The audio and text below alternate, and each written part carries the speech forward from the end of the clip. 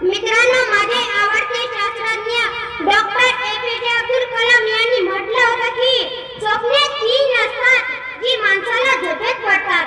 स्वप्ने तीन असतात जी माणसाला झोपेत पडतात, तर स्वप्ने तीच असतात जी माणसाला झोपू देत नाही, जी माणसाला झोपू देत नाही. म्हणून कोणताही स्वप्न उघड्या डोळ्याने पाहावं.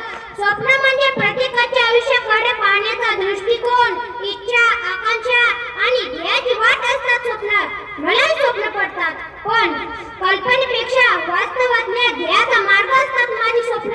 मला कधी सचिन तेंडुलकर प्रमाणे मैदान गाजवावेसे वाटते, तर कधी लता दीदींसारखं गोड गळ्याने गावेसे वाटते.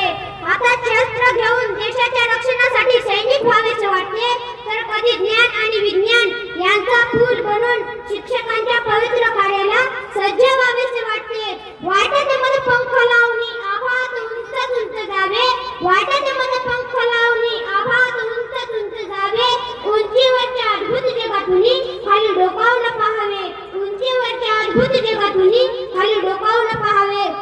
खरंच आपण शिक्षण, संस्कार आणि कलेची स्वप्न तर अक्षरशः जगतो, ध्यासानं पूर्ण करतोही. पण नोकरी, घर, संस्कार हे तर आपल्या जीवनाच्या कर्तव्याचा एक भाग आहे.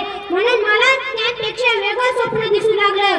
होय, माझे स्वप्न आहे चांगला माणूस बनण्याचे. होय, माझे स्वप्न आहे चांगला माणूस बनण्याचे. आपल्या सगळ्यांचं आयुष्य प्रचंड धकाधकीत होत चाललं आहे. विज्ञान व तंत्रज्ञानाच्या युगात माणूस मानवतेला पारखा होत चालला आहे.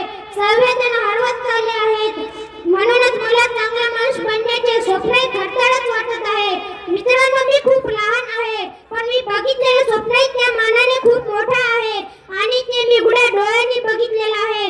म्हणूनच माझी बलस्थानं, उणिवा यांचा समतोल साधत धैर्यानं, ध्यासानं पूर्ण वाटचाल करायची आहे. जे जे उदात्त मंगल सुंदर त्याच्यासाठी मी सदैव तत्पर.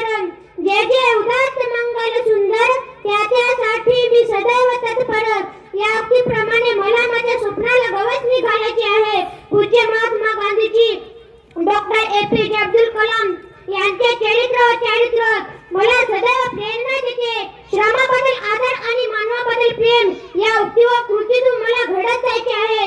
नोकरी व कार्याची स्वप्न तर मी साकार करीनच, पण माझे खरे स्वप्न आयुष्यभर गुलाबाच्या फुलासारखं जपायचे आहे की त्याचा सुगंध दरवत राहील सदैव. स्वप्न सरिका दृश्य नकोही, मनकी गतीचा प्रबल नकोही. स्वप्न सरिका दृश्य नकोही, मनकी गतीचा प्रबल नकोही. या उक्ती व कृतीतून मला घडत जायचे आहे.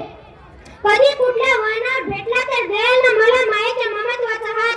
शेवटी मी इतकंच म्हणेन, स्वप्न म्हणजे काय असतं? स्वप्न म्हणजे काय असतं? दिवसाच्या उजेडातील, रात्रीच्या गर्भातील, दिवसाच्या उजेडातील, रात्रीच्या गर्भातील सतत खुणवणारी दिव्यत्वाची नक्षी असते, सतत खुणवणारी दिव्यत्वाची नक्षी असते. चला